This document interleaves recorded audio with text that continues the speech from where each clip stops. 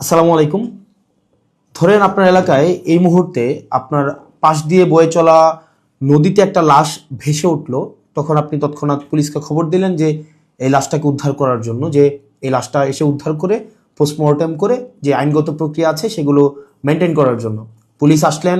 Police এসে সেই লাশটা আপনার বাসা থেকে ফর এক্সাম্পল 50 কিলোমিটার দূরে আপনার সদর হসপিটালে নিয়ে গেলেন। সেখানে পোস্টমর্টেম করা, সেখানে হচ্ছে ডোমকে রাজি করানো, তারপর হচ্ছে জানাজা, দাফন কাফন, এই প্রত্যেকটা কার্যক্রম পুলিশ নিজে উপস্থিত থেকে করলেন বা করেন। এটাই, পুলিশ ছাড়া এই কার্যক্রমগুলো কেউ করে না। অথবা কেউ হারিয়ে গেলেন, অথবা কেউ আত্মহত্যা করলেন, এই যে কার্যক্রমগুলোকে আমরা পুলিশকে দিয়েই হচ্ছে আমরা করতে হয়।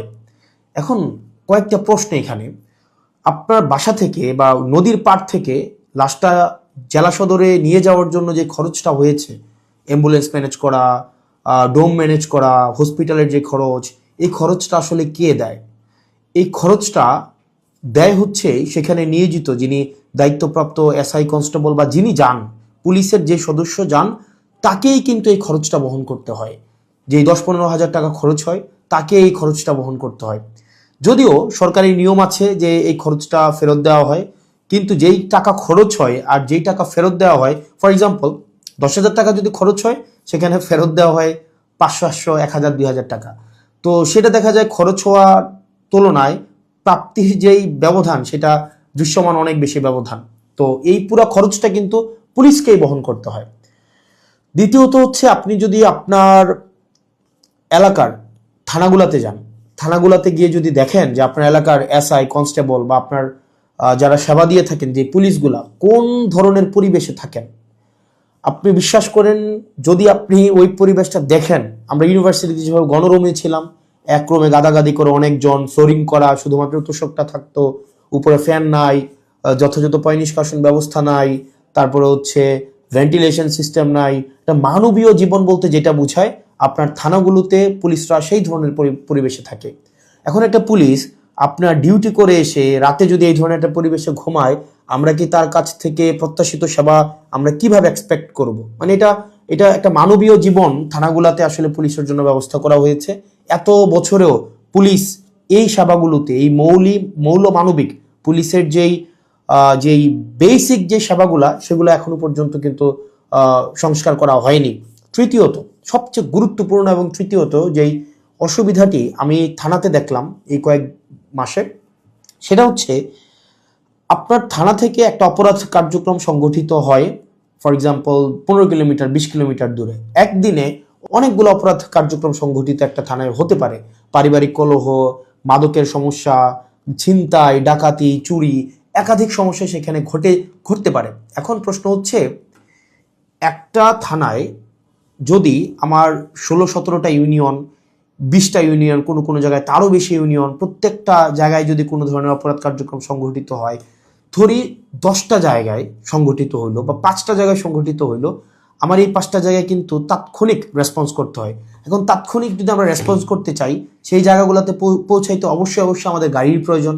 মানে গাড়ি ছাড়া পায়ে হেঁটে তো নিশ্চয়ই এই ধরনের কার্যক্রমগুলোতে কখনোই পুলিশ তড়িৎ কোনো সিদ্ধান্ত বা তড়িৎ কোনো অ্যাকশন নিতে পারে না। কিন্তু আপনি যদি থানাগুলো যান, দেখবেন কোনো থানায় 10টা গাড়ির প্রয়োজন, 6টা গাড়ির প্রয়োজন, সেখানে থানাকে দেওয়া হয়েছে 1টা গাড়ি, 2টা গাড়ি। এখন পুলিশ তো আর বাসায় বসে থাকে না। আপনি কল দিলেন যে এখানে ঝামেলা হয়েছে, মানুষ মারা গিয়েছে, চুরি হয়েছে, খুন হয়েছে, পুলিশ কিন্তু আসতে হয়। তাহলে পুলিশ কিভাবে আসে? পুলিশ দেখা যায় এটা ভ্যান ভাড়া করে, একটা অটো ভাড়া করে, অথবা দেখা যায় একটা লেগুনা ভাড়া করে, সেইটা করে কিন্তু তাকে যেতে হয়। ওই যে ভাড়ার টাকাটা, এই ভাড়ার টাকাটাও কিন্তু পুলিশের পকেট থেকে দিতে হয়। দ্বিতীয়ত, এই যে ভাড়া করে যাওয়া আসা, তার যে সময় নষ্ট হয়, সেক্ষেত্রে দেখা যায় যারা অপরাধ সংঘটিত করে তারা কিন্তু ইতিমধ্যেই সেই জায়গা থেকে চলে যায় এবং আমরা সেবা বঞ্চিত হই। সেজন্য আপনি যদি পুলিশকে যুগোপযোগী করতে চান, পুলিশকে যদি আপনি হচ্ছে তার সেবা তাৎক্ষণিক জনগণের কাছে পৌঁছাইতে চান, অবশ্যই অবশ্যই তার ট্রান্সপোর্টেশন ব্যবস্থাটা অবশ্যই অবশ্যই যথাযথভাবে করতে হবে। আপনি পুলিশকে ট্রান্সপোর্টেশনের গাড়ি দিবেন না। গাড়ি বলতে এখানে একটা পুলিশকে একটা গাড়ি, এটা বোঝানো হয় নাই। একটা কাভার্ড ভ্যান দেন, একটা 10টা পুলিশ একসাথে মুভ করতে পারে।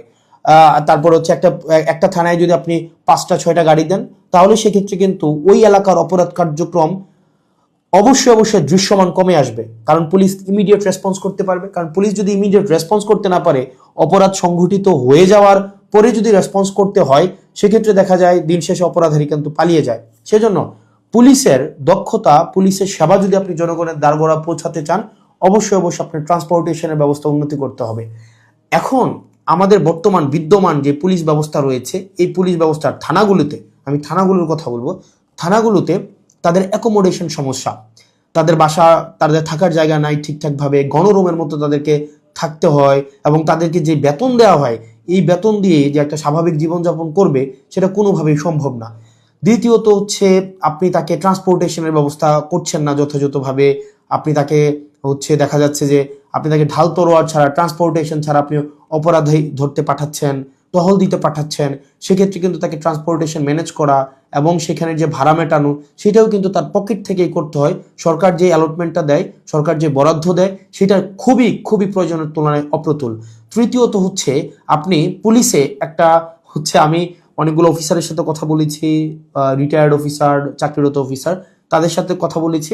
পুলিশে ম্যানেজ করে নাও একটা কালচার আছে, ম্যানেজ করে নাও একটা কালচার। ফর এক্সাম্পল, আপনি কনস্টেবলকে পাঠাইলেন কোন একটা জায়গায় আসামি ধরার জন্য, সেখানে 5,000 টাকা খরচ হবে যে আসামিটা ধরতে, ট্রান্সপোর্টেশন কস্ট বা তদন্ত এই জায়গাগুলোতে। তখন কনস্টেবল তার ঊর্ধ্বতন কর্মকর্তাকে উনি বললেন যে স্যার টাকা কোথায় পাবো? তখন বলে ম্যানেজ করে নাও।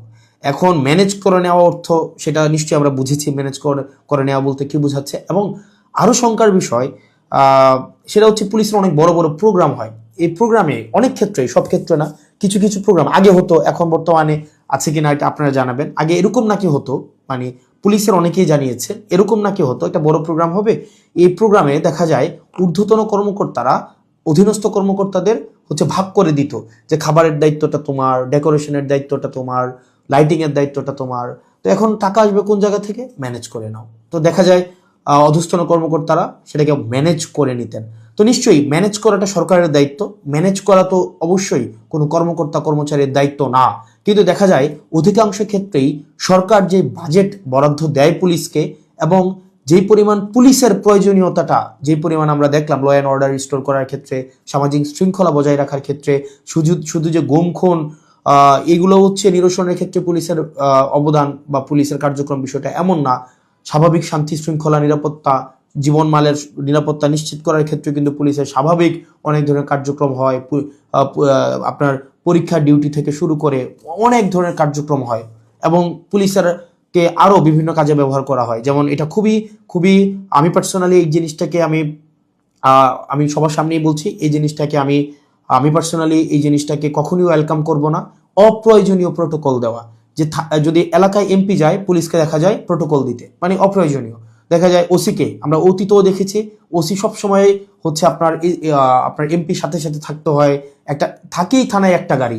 এখন একটা গাড়ি নিয়ে যদি আপনার ওসি বা অন্য কর্মকর্তারা আপনার এমপির সাথে সারাদিন ব্যাপী থাকতে হয়, যেখানে যায় সেখানে যেতে হয়, তাহলে ওসিও কিন্তু তার স্বাভাবিক থানা কার্যক্রম করতে পারে না, সাধারণ মানুষ সেবা বঞ্চিত হয়।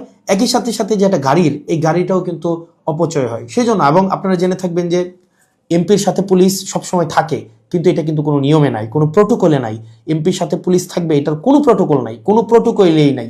এটা আগে রাজনৈতিক যে কালচার ছিল, রাজনৈতিক কালচারে পুলিশ এমপির একটু নজরে পড়ার জন্য বা একটু স্বাভাবিকভাবে এই কার্যক্রমগুলো, পুলিশকে রাজনীতিকীকরণ হওয়ার কারণে পুলিশ যে স্বপ্রণোদিত হয়ে সব ক্ষেত্রে করেছে বিষয়টা এমন না, পুলিশকে করতে বাধ্য করা হয়েছে ক্ষেত্র বিশেষে। তো সেজন্য আমরা যদি পুলিশের সেবাটাকে জনগণের দোরগোড়ায় পৌঁছাতে চাই, আমরা যদি চাই জনগণ যথাযথভাবে পুলিশের সেবাটা পাক, তাহলে কিন্তু অবশ্যই আপনি পুলিশের, বিশেষ করে থানা পর্যায়ের থানা পুলিশের, কারণ সবচেয়ে বেশি কিন্তু থানায় পুলিশকে সাধারণ মানুষ যায়, আপনি থানার পুলিশের অবশ্যই আপনি তার আবাসন ব্যবস্থা নিশ্চিত করতে হবে, যথাযথভাবে তার বিশ্রামের পরিবেশ আপনি নিশ্চিত করতে হবে, নিরাপদ পানির ব্যবস্থা নিশ্চিত করতে হবে, খাবারের ব্যবস্থা নিশ্চিত করতে হবে, এবং তার ডিউটির এখানে একটা প্রোটোকল আপনার নিশ্চিত করতে হবে। আপনি 24/7 একটা মানুষ কখনোই, একটা স্বাভাবিক মানুষ স্বাভাবিকভাবে কখনোই ডিউটি করতে পারে না।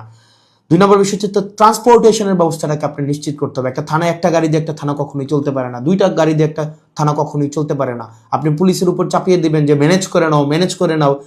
পুলিশ যখন ম্যানেজ করতে যাবে, তখনই কিন্তু জনগণ পুলিশের একটা সাংঘর্ষিক অবস্থা তৈরি হয়, তখনই উৎকোচ গ্রহণের হচ্ছে এক ধরনের বৈধতা মানসিকভাবে উৎপাদিত হয়। সেজন্য আমরা পুলিশকে এই ম্যানেজ করে নেওয়ার প্রবণতায় না ঠেলে দিয়ে সরকারের কাছে এই বিষয়গুলো নিয়ে আমাদের আহ্বান থাকবে বাজেট বৃদ্ধি করা, এবং সেগুলোর হচ্ছে আমাদের যেই টেকনিক্যাল জায়গায় আমাদের রিসোর্স সেখানে হচ্ছে আমাদের ইনস্টল করতে হবে।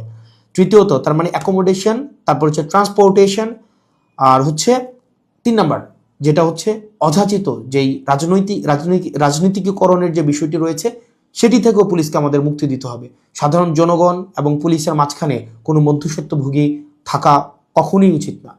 তো আমরা পুলিশের কখনোই, আমরা শুরু থেকে, আপনি যদি যান আমার টাইমলাইনে এখনো আছে যে অগাস্ট থেকে 2024 অগাস্ট থেকে পুলিশের যে টেকনিক্যাল হচ্ছে রিসোর্স ইনস্টল করা, তাদেরকে সেটাকে এনরিচ করা, পুলিশকে জনমুখী করা, রাজনৈতিক প্রভাবে বলের বাহিরে নিয়ে যাওয়া, তাদের আবাসন, স্বাস্থ্য, চিকিৎসা সেগুলো যেন যথাযথ হয় সেটি নিশ্চিত করা, তার পেশাদারি যেই ব্যয় হয় সেই পেশাদারি ব্যয় যেন সরকারি খাত থেকে হয়, তাকে যেন সেটির জন্য ম্যানেজ করা কালচারে না যেতে হয়, সেটির জন্য কিন্তু আমরা গুরুত্ব দিচ্ছি। সেজন্য আমরা সংসদে এই বিষয়গুলো নিয়ে কথা বলবো যদি আল্লাহ সুযোগ করে দেয়, এবং যেহেতু সুযোগ করে দিয়েছে একই সাথে সাথে সরকারের কাছে বা মানুষের কাছেও যে এই যে পুলিশের, আমরা যে তৃণমূলের পুলিশের যে জটিলতাগুলো সেগুলো আমার কাছে মনে হয়েছে সবার জানা উচিত, যেহেতু থানাগুলোকে আমরা এখন খুব ক্লোজলি দেখছি, সেজন্য সবাইকে জানানো। আর পুলিশের প্রতি আমাদের সবসময় সংবেদনশীলতা রয়েছে, এবং আমরা চাই পুলিশ জনগণের হয়ে উঠুক, কোনো রাজনৈতিক দলের না, পুলিশ হয়ে উঠুক সবার। পুলিশের সাথে জনগণের সম্পর্ক থাকবে হৃদ্যতার, এবং প্রত্যেকটা মানুষ যেন ভয়হীনভাবে সেখানে অভিযোগ জানাতে পারে, এবং অপরাধী নির্মূলে পুলিশ সবসময় যেন সুদৃঢ় ভূমিকা পালন করতে পারে। রাজনৈতিক